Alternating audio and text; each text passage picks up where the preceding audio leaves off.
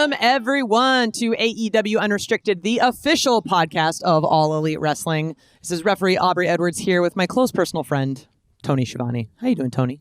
What's up, Aubrey? How are you, sweetie? I'm doing great. Better now that you're here. Can I say sweetie? Do you get offended by that? I'm sorry if I do. Only you're allowed to say that. Yeah, it's a Southern thing. It really is. I mean, I say sweetie, I say hello, dear, and honey. things like that. And honey, I just, I mean nothing by it except I love you. I do. You're I a love friend. you too. Yeah, you know we're who buddies. I also love? I love our guest today, Miss Vickie Guerrero, the Queen of Mean, host of the Excuse Me, the Vickie Guerrero Show. So happy to have you here, Vickie. Excuse me! Hello, love. I should have known better. I should have known to turn my volume down. I had to throw it in just one time. Stacy, can we mute her? How are ya? Hi, Tony. Hey, Vic. It's good to see you, sweetie. See there? There it is. There it is. I like it. Thank you for having me on. I'm so happy when I got an invite. You were as happy to get an invite as we were to see you a part of AEW. I can tell you that. It's really great to have you here. It's really great to have you with us. I am having a great time there. So it's been just walking on the clouds ever since I've been signed on. I remember back in, I think it was February, it was shortly after the cruise, I was talking to Nyla in the locker room, and she had mentioned that she had pitched you being her manager, and I'm like, yeah, let's get Vickie here. That would be amazing. Because, I mean, breaking kayfabe, like, you're this, like, really mean, loud, annoying person on TV, but behind the scenes, you are one of the nicest human beings I've ever met, and just an absolute sweetheart. So from a locker room perspective, I'm like, yes, let's get Vickie.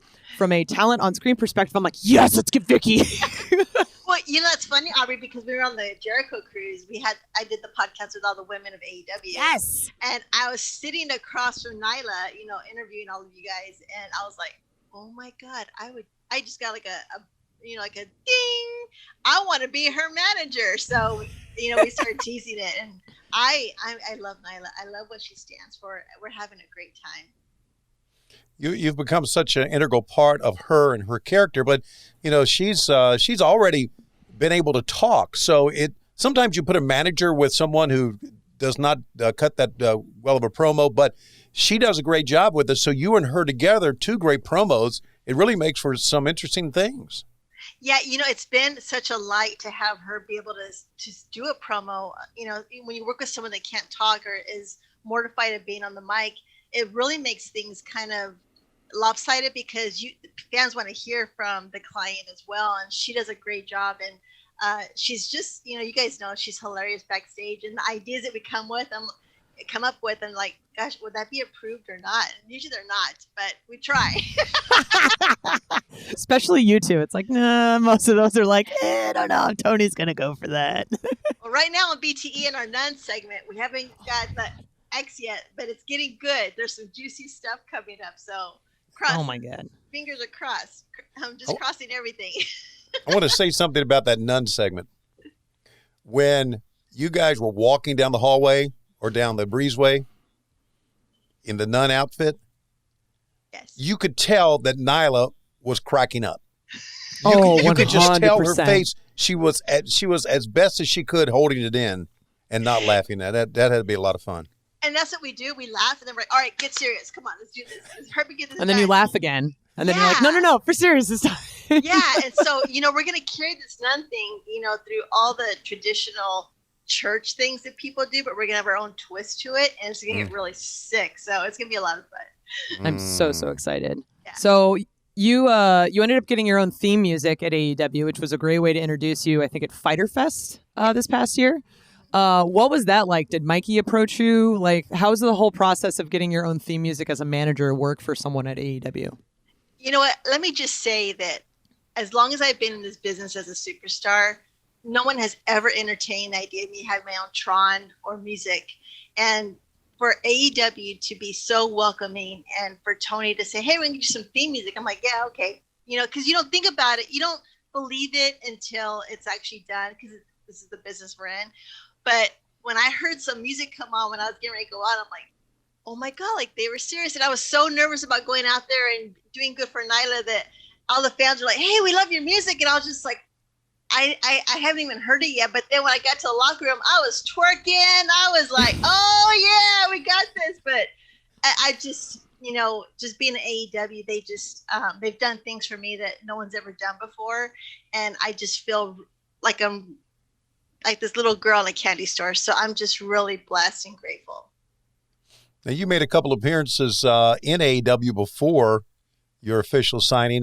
You were, I guess, when we were in Texas, in Garland, Texas, you were a guest commentator. Am I right? At Yes. Dark. And that's the first time you and I had seen each other in quite a while, which was Years. Was tremendous. Years. And, of course, you cheerleader for the Inner Circle. You were in the audience for Double or Nothing. Talk about those appearances. When I think just being a part of those appearances was giving me some hope and excitement to be part of the wrestling industry again, because I was very disheartened when I left WWE in 2014. So to be able to see this other product that was doing great things, and the roster was so amazing, and just, meeting Tony Khan and having these few appearances, I just prayed every day, because I was like, this is where I want to be. This is where the environment and the positivity, and they're laughing backstage, and freaking Tony Khan answers my call. I mean, who's heard of that ever happening? With someone with such a busy schedule and handling everything. He's calling, saying, "Hey, Vickie, what's up?" I'm like, "Oh my God, it's you call back?" So that? It's been a ride. And when Tony Khan finally said, we're going to sign you to be Nyla's manager, I've just been so, I take each day, and I just give 100%, because I'm loving it. I'm riding through the clouds, and I have the biggest smile on my face every day. So you're a part of a very elite, part of the term, group of managers at AEW. We've got Tully Blanchard, we've got Arn Anderson, we've got Jake the Snake, Taz. What does that mean to you to be a part of this roster of talent? Well, first of all, I think I'm the prettiest one. I'd agree with that. But no contest. On a serious side, I am so honored to be part of this legacy of all these men that have been here for years, and to go up to them and get advice and, different ideas. I'm a part of this group that I have to kind of pinch myself, because, not only are they're the best at what they do, and they're so great, and I love watching, all of them perform, but to be able to be backstage and get to know them a little better as friends, because, I never got to, know some of these guys on a personal basis. It's just been such an honor, and there's no stress, and even I get stumped at doing a promo or some ideas, and Jake and Tully, and I don't talk to Taz that much, because I think he's really, really mean, but that's funny coming from you. I'm not that mean, but no, just to pick their brain has been such a refreshing, part of this job, and to, you can't stop learning in this business. And so to always keep my mind open, and to always ask for ideas in different situations, I'm loving my job, where I don't feel scared to go and say, hey, I'm stuck on this, so it's been a lot of fun. Vickie, I want to go back and talk about meeting with Tony Khan. When did you first hear about All Elite Wrestling? Do you remember? Well, I was a fan of the product when y'all were on TV, since the middle of 2019, when y'all did the pay-per-views, and then y'all were doing the weekly shows. I was watching it. I mean, I was tweeting, got my popcorn and my beverage, and I'm ready to watch AEW, because I loved it. I loved the entertainment, and just all the YouTube content. And I met Tony Khan. It was in Garland when I actually got to personally meet him. And, you see him and you think he's taller, and you think that, he's like this big guy, but, I was like, hello, Tony. And he was just like, hey, Vickie, how's it going? And, he was just so personable and so easygoing. And, he wasn't in a suit. He was just, has his phones, and he's like, everyone's pulling him at different, angles. But I loved him, and he smiles, and he has eye contact. And that was something that I really wanted to watch for, talking to him, because I think it's really important when someone has a lot of confidence in themselves and they mean what they say when they can give you eye contact. And he just took the time to sit and talk to me and, make me feel comfortable. And as we got to talk on the phone and, interact in emails and stuff, I was like, I love this place so much. Yeah. Is there any sort of, because most times when people meet Tony and they've been in the business for a bit, he starts like reciting your Wikipedia page to you from memory. Is there anything that like he said that really stood out to you of like, oh God, I remember that, or I forgot that? No, he didn't. But I mean, he was just like, man, I just think you're so great. And I'm so glad you're here. And I'm like, does that mean like I'm here for good, or does that mean I'm just here for Garland? Like, what does that mean, Tony? Like, can we elaborate a little bit? But I didn't. But I was just like, what does that mean? So he's a lot of fun. Yeah, it's an old cliche, but he really has broken the mold of wrestling promoters, hasn't he? I mean, he's unlike anyone. He is. I mean, Tony's not so much, he sits in his office and he's not personable, or you can't see him for the whole day. Tony's walking back and forth from the stage, backstage, and he's part of these pre-tapes, and he's part of what's going on, with the different segments. And that just shows that he cares. He's not sending 10 or 20 guys out there to give their opinion, then come back and let him know. He's there saying, I like it, I don't, let's do it again, whatever it is.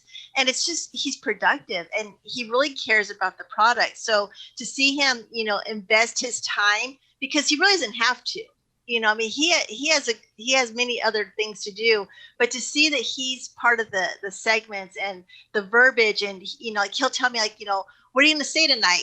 Just run it by me real quick. And I tell him and he's like, okay. I'm like, I was like, okay, you like it? Yeah, it's great. So I kind of second guess myself, because where I came from, scripts, and if you forgot a word or a sentence, you were reprimanded for like an hour backstage. Here, Tony's like, be Vickie Guerrero and do your script and do how you want. What do you feel out there?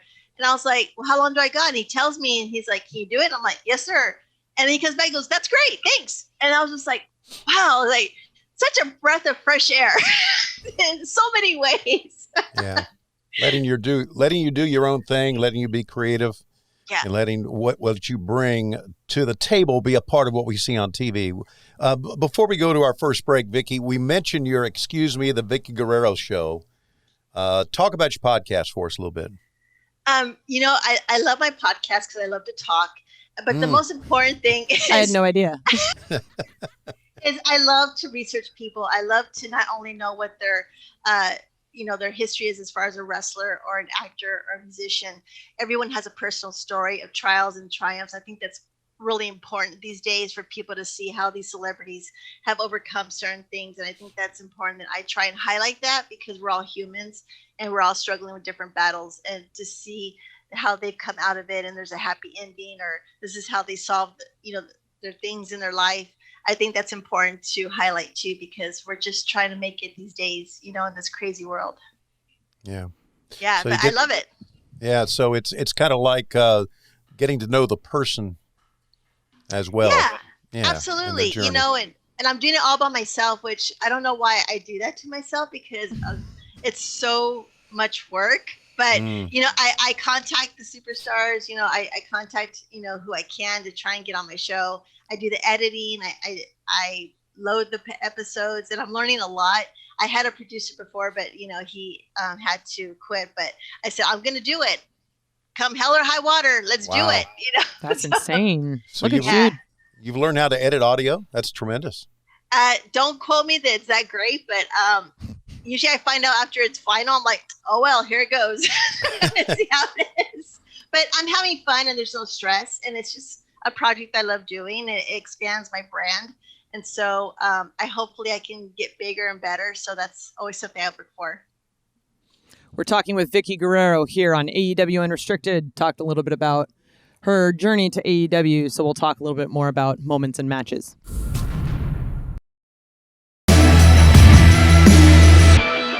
AEW Unrestricted, we are talking with Vickie Guerrero here on this edition. Tony Schiavone and Aubrey Edwards. And we mentioned that, Vickie, before you became a great wrestling manager, you've been known to compete in the ring a time or two as well. You There's some awards that you've won. You and Edge were Couple of the Year in the Slammy Awards in '08. You were the Best Non-Wrestler and Wrestling Observer in '09. You were Miss WrestleMania in '09. Those are some great years for you. But you've also competed in the ring as well. Yeah, I wouldn't talk too highly about that part. Well, it's part of your past, right? Yeah, absolutely. It's, they asked me to do things, that I knew it was going to be bad when my nephew, Chavita, would come out and tell me, hey, can we talk? And I'm like, what is it tonight? And it was scary because I didn't want to insult the business. I wasn't a wrestler, and to do things, I asked for a lot of help because I wanted to do my best. And thankfully, everything went well. I didn't get any broken bones or concussions or didn't fall out of anything. So, it was good. But yeah, it was pretty difficult to say yes to those things because that's not what I did, So yeah, don't judge me. We judge no one. Right, Good. Aubrey? We don't judge anyone at all, Good. ever. Yes. Yeah. But you've done a frog splash. You did one at WrestleMania. Cougar Frog Splash. What do you call it? I'm sorry. Cougar Splash. Of Yes. course, a Cougar Splash, which is a throwback of the frog splash that your late husband Eddie Guerrero did. How did you prepare for something like that? That Cougar Splash. Very carefully. I think my knees are so messed up because of that, because I could never jump off the third rope to land flat. I always like what Snoop Dogg did, for his frog splash. He did the knees and then he hit. That's exactly what I did because that's just my natural instinct, just to get on my feet first and then fall. So I practiced for like 3 months, and I had a good friend of mine, Hector Rincon in El Paso, that was Eddie's best friend. He had a ring, and so I was practicing, and it was the things that guys do in the ring, I totally give them a bow down because it's scary up there. It's not fun. And Michelle McCool had to hold my hand up there because I was just frightened in front of WrestleMania. That was the biggest crowd I've ever been in front of. And, to screw that up, I was like, yeah, I can't do that. So, but I wish I'd go back and do it again in so many ways because I think, God, I could only have done this, but it was fun. There's something to be said. There's something to be said about like trying your best and not quite hitting it the way a wrestler does, because it's one of those, like, these are professional wrestlers. Like, this is what they do for a living. So part of like us telling a story as support roles is not quite being able to like do what they do, because it sort of puts them over in a way. Yeah. What these guys do in the ring, I'm just amazed, and I sit with my mouth open, just like, how is that even possible? And the confidence they have, but to be up there that high, I'm just glad it's over with. But when I look back at it, I just, I cringe because I'm thinking that looks so shitty. Highlights of Vickie Guerrero. Shitty frog splash. Yeah, it was. So you've managed multiple wrestlers in the past: Edge, Big Show, Chavo, Layla, Caitlyn, and now Nyla. So you've managed both men and women. Is there any sort of difference in how you approach your role, regardless of who it is you're managing? I think the most important thing that I keep in mind is that my role is just an embellishment of the superstar that's in the ring. And I really, I don't want to overshadow them at all. I like to do my little, cheating spots or be on the mic.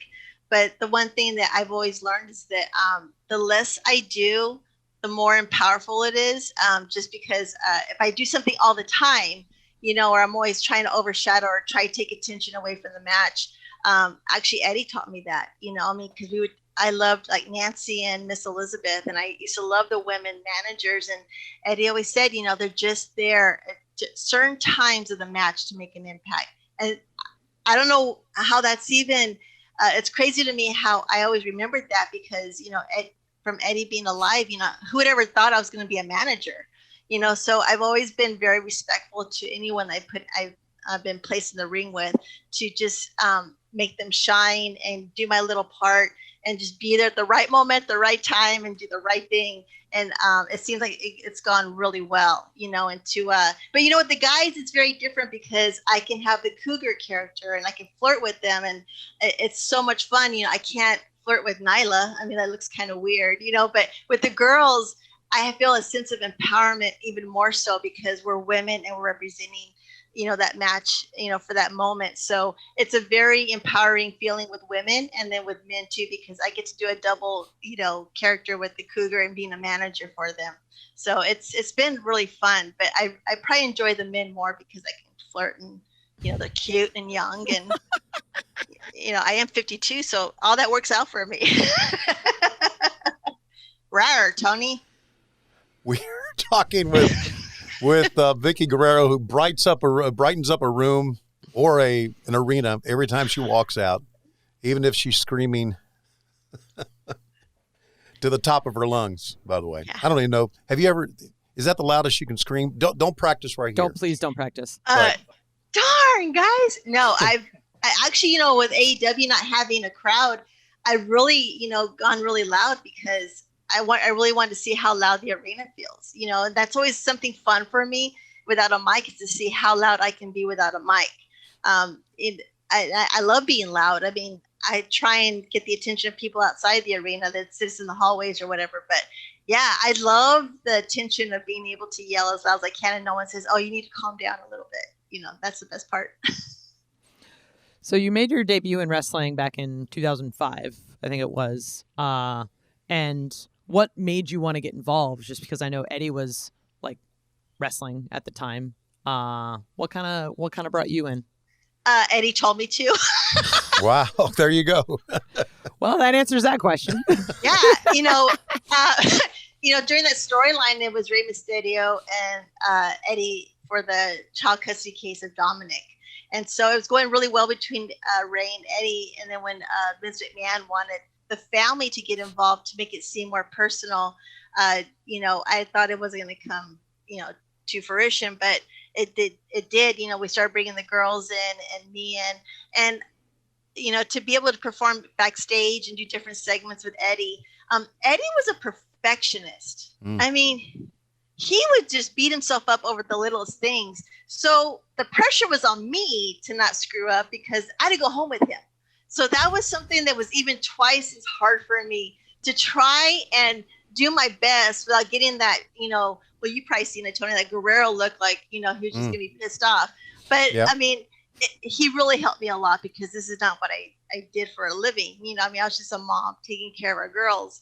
So he really coached me a lot of how to look in the camera and how to work, on how to stand and, what to say and how to say it. So he was so great. And I wish it would have been more of him being alive longer where I could have worked with him more. But it's just weird how life works out. I just had that great moment with him before he passed. Right. And, I know what you're talking about because Eddie would have, when I worked with him in WCW, some of the most sensational matches ever.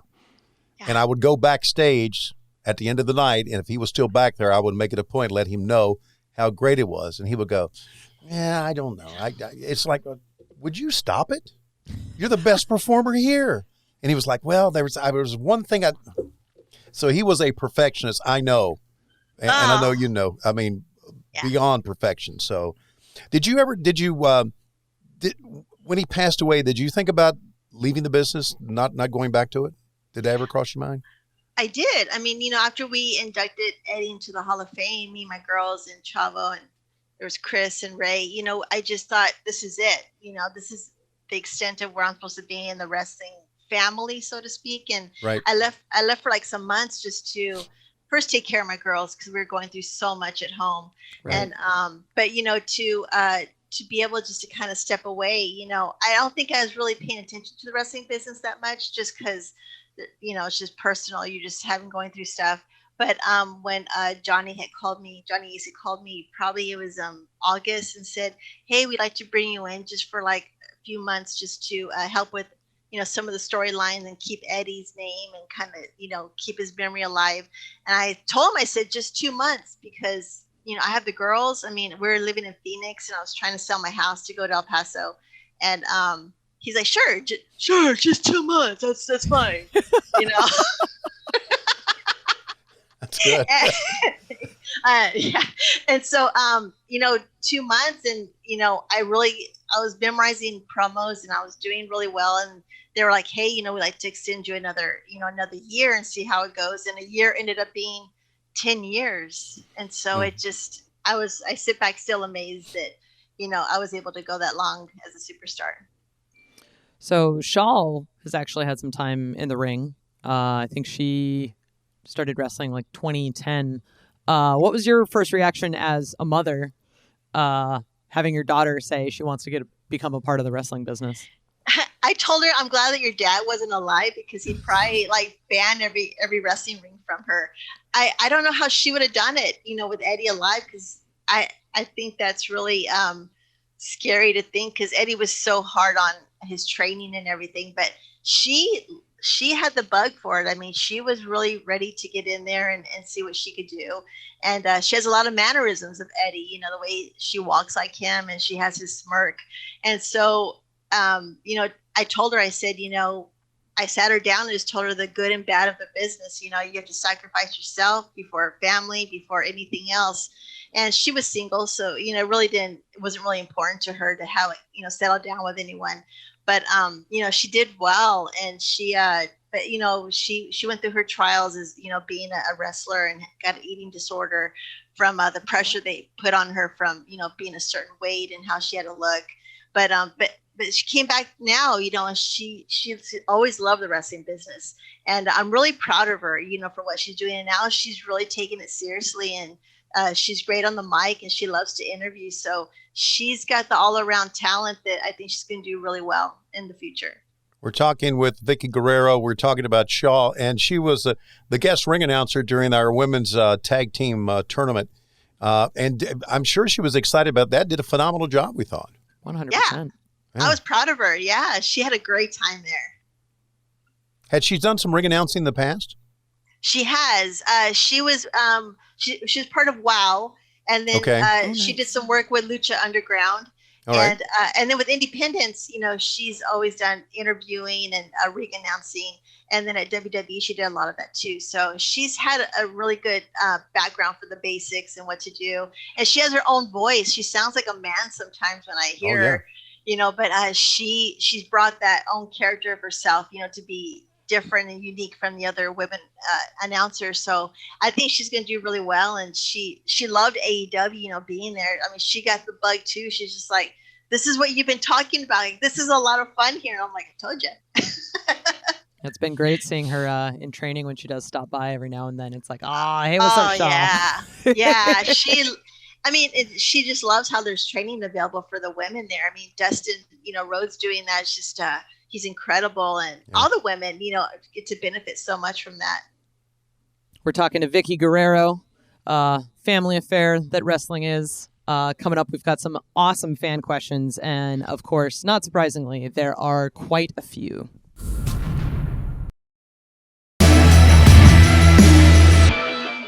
AEW Unrestricted, Tony and Aubrey here with the lovely and wonderful Vickie Guerrero. We've got quite a few fan questions, completely unsurprising. I know I posted the tweet and immediately it was just like, my mentions blew up. So there's some good ones here. I'm excited. Takimoto23X on Twitter says, do you have a regimen for keeping your voice in shape? I'm a teacher and could use some pointers at hollering, excuse me, without going hoarse. I don't. I mean, I do drink lots of hot tea before and after, just because, especially with AEW being cold at night, that's, my throat does get a little painful. But no, I mean, thank God, the one talent that I have in this business, it hasn't gone away. So I'm really fortunate. But I try and take care of it. If it's cold outside, I try and drink something warm just to take care of myself in general. Yeah. Yeah. Well, I have a regiment, and for Takimoto23X on Twitter, for $29.95, I could give you mine. Let's see. Can I finance that? Is there a payment plan? Before we go to the next, Aubrey, would you give me that sound again? Do that sound again. What sound? That one? Oh, there you go, man. I love that sound. Thank you. It's my hard drive spinning. All right. This is on Twitter, and this is for, hey, it's Edwin77. What have you learned from working with Nyla Rose, Vickie? Oh my gosh, what have I learned? I suck at gaming. I mean, I really didn't know how talented and creative she was, just getting to know her from just a fan perspective. She's very intelligent and creative, and she has that director's mind of, like when we film our content backstage, she says, hey, step in here, say this at this point. I'm like, wow, who the hell are you? Like, this is pretty cool. So, but I've learned so much from her story of what she represents, that she doesn't take any slack from anyone, and she's so confident in herself that she don't give a shit, and she's gonna go do what she loves, and she's gonna be in the middle of that ring standing tall. And that's something I learned from her, just because as women, and you can attest to this, Aubrey, that as women this industry can be very negative and very hard on us emotionally. 100%. And yeah, so to be able to get in that ring and stand next to Nyla and go, oh my gosh, I believe in this chick's story and what she's doing.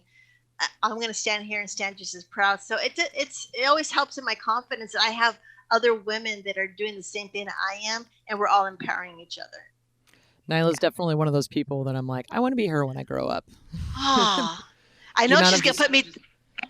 The amount of just confidence she has is absolutely insane. Yeah, I know she's going to put me through a table one of these days, because there's going to be like some, spoilers. Yeah. So I want her to do it. Just put it that way. I believe in her. Oh, she will. I've seen her do it before. I think she put a ref through a table. I'm a little afraid. Oh boy. Yeah. Dark Order number 69. Oh, yeah. On Twitter asks, you talk a lot on your podcast about wanting to put together a stable. Who do you see joining up with the Cougar in the future? Oh my gosh, this is so much fun. I would love to have a Warlow. I think he'd be a lot of fun to put in my stable. I would love to. I mean, for more than one reason, he's not a bad looking guy, right? Hey, my mind is always going. It's working all the time. Wow. I would love to have. I like to break up the inner circle, because you kind of see a lot of animosity going on with them, and I'm thinking this is a good time to step in. So I would love to have like Warlow and Guevara come with me, and then piss on Jericho. That's a good combo. Yeah, I would love that. And then I was thinking about Ricky Starks or Will Hobbs. I would love to have him come in. And then, why are you laughing? Why are you laughing? I mean, because I'm thinking, and what I'm thinking is what you're saying. And as far as the women, I love Evelise and Diamante, and I love Abaddon. And the truth is that as the queen of mean, I want people that I'm scared shitless about to come on my side. So I have to have this regime that, okay, who would really kick my ass? And okay, you come over here, we'll be friends. And so keep yourself safe. Yeah, keep my enemies closer. So, but I love Abaddon. I love her character. I think that to have a little creepiness in my stable would really be a lot of fun. We're talking with Vickie Guerrero, who's looking for creepiness in her stable. And here's our next question. It's from Ty Jet on Twitter. Are you all right after that gummy challenge you did with Nyla Rose? Did y'all see that? Yes, it was terrible. I thought I was just a really cool woman that was going to do this challenge. This little gummy bear was horrible. I felt like I was eating battery acid. I mean, oh my God. It was, they said it's equivalent of 900 jalapenos. I'm Mexican. I eat chili all day long. I can take a jalapeno and eat it. And I thought this is not going to be a problem. But when I ate it, I think I had stomach problems like the next week. And Nyla skipped on my stream. Like she was MIA for like the last hour. And I stayed on throwing up on screen because I was like, I can't leave all these fans. Like, maybe this will give me some subscriptions, like, here, I'll throw up. Okay, you guys subscribe and watch this. Someone's going to be into that. Yeah. Yeah. But it was horrible. I underestimated how hot it was. And it felt like battery acid in my esophagus I was so hot I couldn't cool off. And I don't recommend this at all. It was horrible. That was a dumb decision. Oh boy. It's one of those like, okay, you've learned your lesson. Next time Nyla's like, hey, do you want to eat this? Your immediate response is no, let's not. Let's go find Sammy Guevara and make him eat it. Yeah, right? Jordan on Twitter asks, as someone who's had success playing the role of a general manager, do you think AEW could benefit from having an on-screen authority figure? Well, I've submitted a storyline to to the agents, about being a general manager. I know there's no general manager on AEW, but listen to me for my quick idea. And Tony, tell me what you think. So like that was it Basic Instinct? Is it Basic Instinct with Sharon Stone where she's at the desk and she has the long legs and she crosses them and you can like she wears a short skirt. Tony's very aware. I can picture me trying to manipulate Tony Khan by romancing him and being seductive with him and like giving him, my woman power to say, just let me be general manager just for like a month. Just let me try it. Of course, as a heel, I'm never going to be a general manager, but I think the segments would be so incredibly uncomfortable for Tony that it would get great ratings. So that's my story. I'm sticking to it. All right. Tony just taking some notes over there. I was taking notes, as you could tell, and I was when you started that Basic Instinct cross your leg scene is one of the most. Can we do it for you? I got jeans on, but I can. It's one of the most famous in all of Hollywood.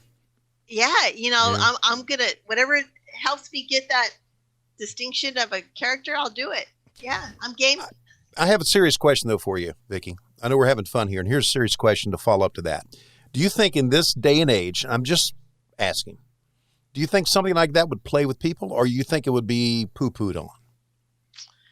And AEW? Oh, I'm talking about with the fans. I mean, because we got fans out there who basically shit on everything we do, right? Well, there's always going to be fans that shit on everything we do. Okay. Well, yeah, I was just throwing that out there. Well, I mean, I think seeing a general manager like from other promotions, I always think that you could do it better this way or that way. So I'm always a critical judgment of general managers. But I think as far as if with AEW, we took it into an entertainment to where here's big old Vickie Guerrero trying to harass Tony Khan and being romantic with him. I think that would be really fun entertainment. But we have very smart fans to where they'd probably be like, whatever, like I want to see the wrestling, which I totally respect, in that way. But man, just even backstage content would be cool. Like, be like in the hotel room and there I am, and Tony Khan walks in and, I think that'd be really funny.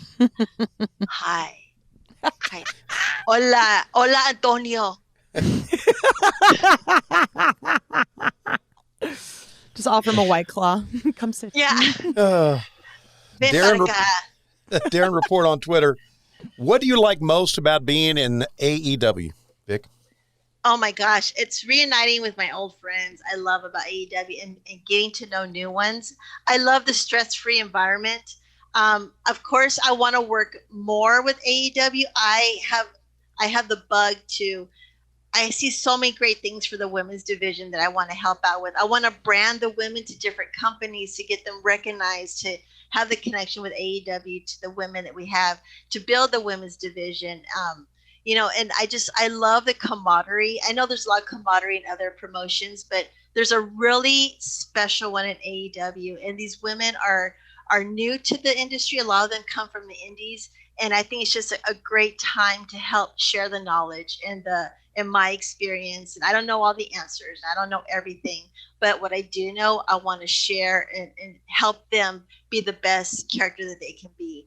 So I think that's just the most fantastic thing, because AEW is giving each superstar that space to do that creativity. And in other promotions, you're told just to show up and be there and don't say anything. So I think this is really something that's I am dreaming about a lot, that I want to not only be a superstar, but I want to be behind the scenes and be a liaison for the women, and there's a lot of women that have different battles and problems going on. And I want to be that person that's, they can just have that person to talk to, or, if there's something that they can work on, to have that confidence in each other to be able to work and, work things out and be a better person for the next TV showing, just always working on them. I think that's great that we can have that liberty to do that. I just love having you as an advocate in our locker room and someone with a very veteran mindset for this business, because I know a lot of us are very young. A lot of us, this is our first time on television, and being able to just have you as a support figure really, I know it gives me a lot of confidence to be able to do the things that I want to do with AEW. So thank you for that. Oh, I love you, Aubrey. I love you. Now get into the ring. I may not say those words, but I love you in the locker room. I love you too. AEW Liquid on Twitter. What's the difference between being a manager at AEW and a manager at WWE? Being a manager at AEW, I get to be head of my own creative process and my character. At WWE, you were told what to do, when to do it, how to do it, and how high to jump high. So yeah, there you go. I feel like you have a preference. Yeah, I'm a human at AEW, and I bleed red, and I could go take a shit when I need to and not be yelled for it. Oh my God. How's that? Well, that pretty much says it all. Speaking of pretty good on Twitter. This is pretty deep now, Vickie. If you owned an American professional wrestling promotion, what is the one change you feel the need to implement to help the industry continue to grow for the better? Ooh. Wow, man. That's deep. Yeah. Oh, wow. Yeah. See, we're just, again, we didn't prep her with these questions. And this is kind of a deep question to think about. And if you've got an answer and it hits your mind, you can before we end our podcast today. So, you know what? I think just learning by the example of AEW, I love the schedule of working once a week is able to give everyone rest and to be at home with the family. I think that's a great example for everyone to live by, and to treat each other with respect. I think that's something that's really, it's so important because we're not just a number for these companies. We're human beings that have families and we're going through stuff. And I think the whole, what do you call it? The whole, I guess, business plan would be look at AEW and what they're doing. I would follow a lot of that if I had to do that. It's wonderful. Very good. Let me see. What's our next question? Annette Boyer. Oh, yeah. Annette Boyer on Twitter. It seemed like WWE had a lot of fun at your expense. How did you cope with that? And did it hurt you personally? Because at times, some of our fans felt that it went too far. What do you think? No. I mean, I know this is a business and it's a character I play. That's why I think I'm so funny backstage because I was so stressed out on the ring, during that time. But it's a business, and I love the character that I am. I mean, a lot of it was something that I wanted to do. They never forced me to do things. So, I mean, I have a thick skin. You have to be a thick skin in this business anyway. As I laughed to the bank, I was having a good time. Just call me Fabo on Twitter says, outside of wrestling, what do you think Eddie Guerrero will be doing if he were still with us today? Acting, training, coaching? He always wanted to open up his own wrestling school when he was right before he passed away. I think he'd been a great agent. I think that would have been something he would have loved to have done, is to mentor a lot of, of the younger guys. And I could see him being an actor because he was so entertaining. So yeah, I think they're pretty right on about what he'd be doing if he was alive today. Trill Mexican 305. Do you have a story or memory about Eddie that hasn't been told yet that you can share? Story. Oh my gosh. I think a lot of the stories there's so many variations, but Eddie cheated a lot with me and the girls playing games at home. I mean, he was, whether it be cards, if we were playing cards, he always had extra cards, to pull out and, to win at poker or whatever, but he was a cheater. I mean, he hated to lose. So I'm writing a book. So I have some stories in there that we have, sharing Eddie with the public. But Eddie he was a horrible loser. I mean, he had a bad attitude. If you thought that he would get mad in the ring, I mean, he acted like a little 3-year-old whenever the girls would win, against something with him. So yeah, he was a horrible loser. That's something that you really need to understand in my life, going through Eddie and living with him, is that he hated to lose. So you casually just dropped that you're working on a book. Is there any sort of timeline that we can expect that? Well, in the next 3 weeks, we're going to the publishers and we're going to try and sell our book. So I've been working on it.